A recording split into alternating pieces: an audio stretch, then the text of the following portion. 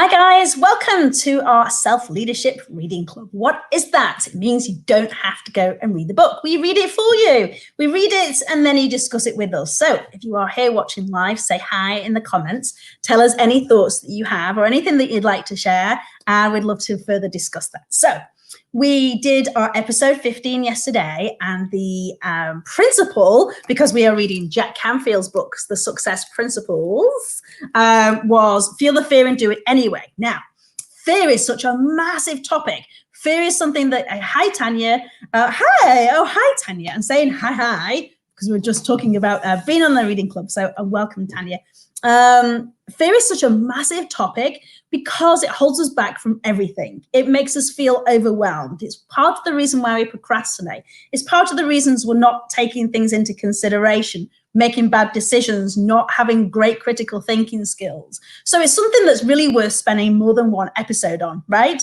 So we're continuing with this particular episode principle, which is feel the fear and do it anyway. So let me tell you what Jack Canfield says. And I've got different glasses on, so I have to hold this a little bit over here like this. So he says that you need to scale down the risk. Tony Robbins, you know I love, in fact, I'm wearing his shirt today, says if you can't, then you must. And if you must, you can. And I agree. It is those very things that we are most afraid of to do that provide the greatest liberation and growth for us. Isn't that the truth, right?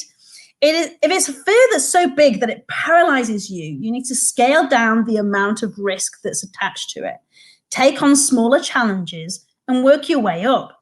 If you're starting your first job in sales, for example, you can call on prospects or customers you think will be the easiest to sell to first. Right? Seems easy enough. If you're asking for money for your business, practice on those lending sources whom you wouldn't want to get a loan from anyway. It gives you the opportunity to practice, right?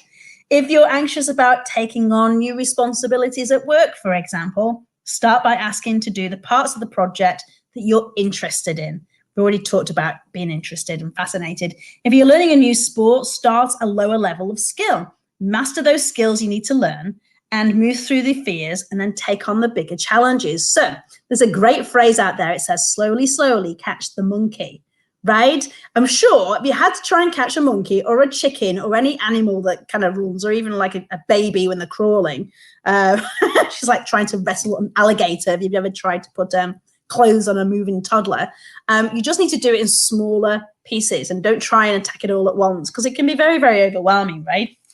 Yeah, so Jack Canfield in his book provides lots and lots and lots and lots of examples, but I just picked out the ones that I thought would be really, really useful to you. Right. Here's one for you. High intention, low attachment. Having a big attachment to the outcome can really make a big difference here. If you want to remain calm and peaceful as you go through life, you have to have high intentions and low attachment. You do everything you can to create your desired outcomes, and then you let it go. Easier said than done sometimes, right? Sometimes you don't get the intended result by the date that you want. That's life. You just keep moving in the direction of your goal until you get there. And sometimes the universe has other plans, and often they are better than the ones that you had in mind anyway, right? Have you ever had that plot twist where it's took you in a different direction? You thought, no, but it actually turned out to be your advantage? If it is, share in the comments. I'd love to hear it. That is why we recommend using the phrase, this or something better, to the end of your affirmations. When I was vacationing with my family on a cruise in Tahiti, that sounds nice, doesn't it? 2 summers ago, my son Christopher and my stepson Travis, both 12 at the time, and I set out on a guided bicycle tour around the island of Bora Bora with some other members from our cruise ship. My intention for the day was a bonding experience with 2 sons. The wind was blowing really hard that day and the trip was a really difficult one. I can see quite a few people have popped up here live, so please give us some comments. Let us know that you're here. At one point, Stevie Ella, who was struggling along with her 11-year-old grandson, took a nasty fall and badly cut her leg. Because there were only a few others on the back of the park with us, we stayed behind to help her. There were no homes or stores and virtually zero traffic on the far side of the island, meaning that there was no way to call for help. So, after attempting some crude first aid, we decided to all push on together. Bored with the slow pace, my boys took off ahead, and I spent the next several hours pedaling and walking to my new friend until we eventually reached a hotel where she called for a taxi and I rejoined my sons who had stopped for a swim. For the rest of the trip around the island that night, Stevie and her husband Carl asked us to join their family for dinner. It turned out that they were on the nominating committee for the 2004 International Achievement Summit, sponsored by the Academy of Achievement, whose mission it was to inspire youth with new dreams of achievement in a world of boundless opportunity. I love that word, boundless. By bringing together over 200 university and graduate student delegates from around the world to interact with contemporary leaders who had achieved the difficult or the impossible in service to their fellow humans. After our time together, they decided to nominate me to become a member of the Academy and receive their Golden Plate Award, joining previous recipients such as former President Bill Clinton, Placido Domingo, George Lucas, New York Mayor, US Senator, former Prime Minister of Israel, and Archbishop Desmond Tutu. Because my nomination was accepted, I was able to attend the 4-day event with some of the brightest young future leaders and some of the most interesting and accomplished people in the world in 2004, and will be able to attend every year for the rest of my life. And I can even bring my sons to future meetings. Had I been totally attached to my original outcome of a day with my 2 sons and left Stevie to the care of others, I would have missed an even bigger opportunity that spontaneously came my way. I have learned over the years that whenever one door seemingly closed, another door opens. You just have to keep positive, stay aware, and look to see what it is, instead of getting upset when things don't unfold as anticipated. Always ask yourself the question, what is the possibility that this is? Now, you probably heard lots of cheesy quotes about letting go of the outcome, but I want to just address a couple of things about this. Now, you've probably seen in earlier days, and especially now, if you're watching this live, we are during COVID-19. God, I hope it's not COVID-20. COVID-19 in 2020. And some of the biggest skills that you need to learn as a person, as a leader, as an employee in an organization is agility. And what agility means is that you're very flexible. Okay, if we are totally tied into the outcome, then we're going to have no flexibility, which means that we can't provide our employers or employees with flexibility. We can't offer our faculty or our students with flexibility. You can't offer your family or your friends with flexibility. We have to be agile. Let me give you an example of this. So I go to make a tea in between this video. So I've just been adjudicating an exam. And in between that and here, I went to go and make a tea. Well, I forgot to put sweetener in it. So instead of going, there's no sweetener in it, I'm like, you know what? This is actually really healthy for me. I'm going to drink it without the sweetener. And it actually tastes really nice. And by the way, if you put Earl Grey tea in with a bit of cream and sweetener, it tastes like cake. Tastes like cake. It's a London fog, but with cream in it. It's really great. If you haven't tried it, I totally suggest that you go ahead and do that.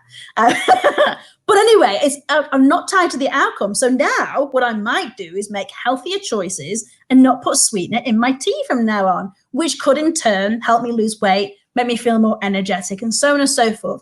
You've just got to be agile in things. You've got to know that there are plot twists in life, just like there are in the movies. But I want to talk about fear just that little bit more for a few minutes with you. So I've put a couple of notes down here for you.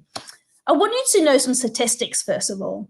20% of the population in the United States and Canada, and quite possibly in other Western countries as well, suffer from some kind of anxiety disorder. 20%. Students are amongst the highest. Our teenagers and the millennials are amongst the highest. We have put so much overwhelm on us that when we feel that there's a risk attached to it, and we feel that there might be some pain attached to it, we don't want to suffer the consequences. So we say no that bit more.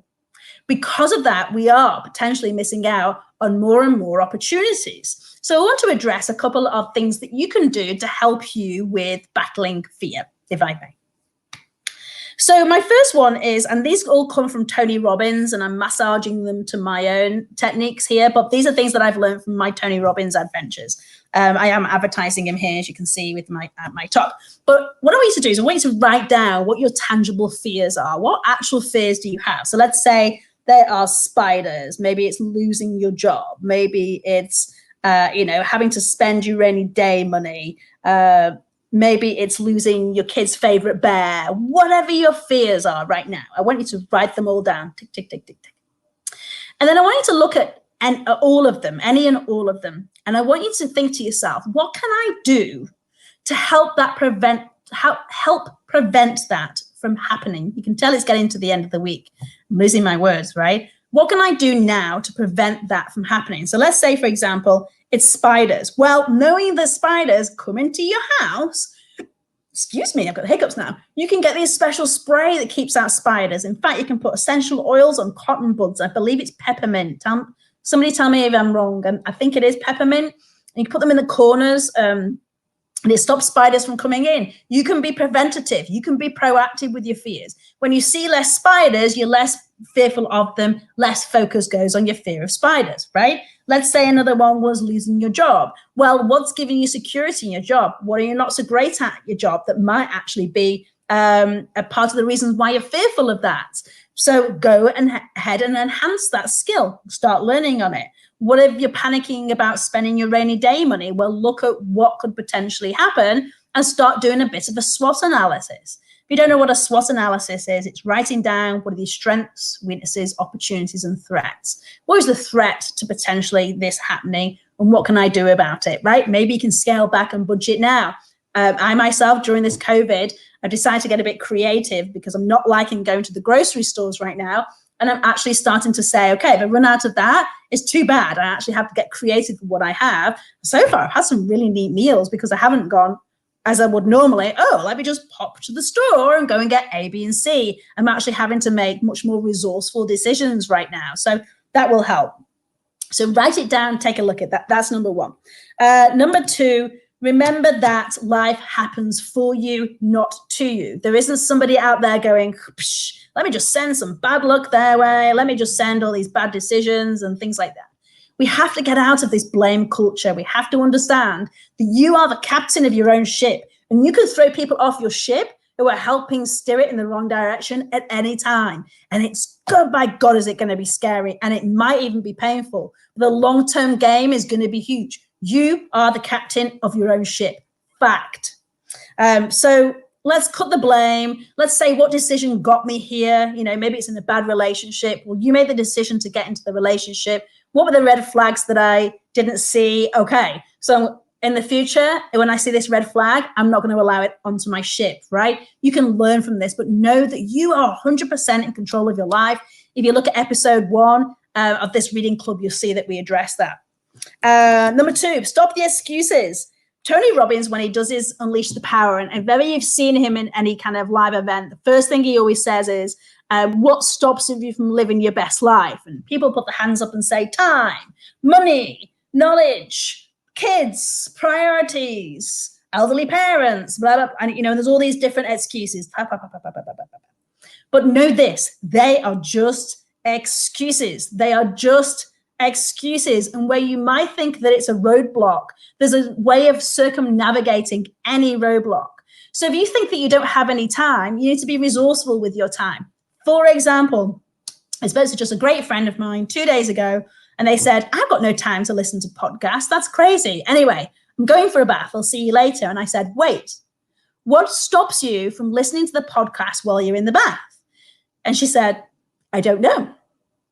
Right. You're just going to get resourceful. Listen to the podcast while you're in the bath. Listen to the podcast while you're brushing your teeth. Listen to the podcast while you're doing the dishes. Like, you can do this. Podcasts can last from anywhere between 5 minutes and 20 minutes like this. Okay. If you want to listen to this, you feel like you have no time, watch it, listen to it while you're doing other things. And the mindless activities where you can do something mindful at the same time. They're things like brushing the floor, brushing your teeth, putting your makeup on, sorting out the laundry. These are the times where I listen to audiobooks. Is during that time. I can multitask because doing the laundry takes very little skill.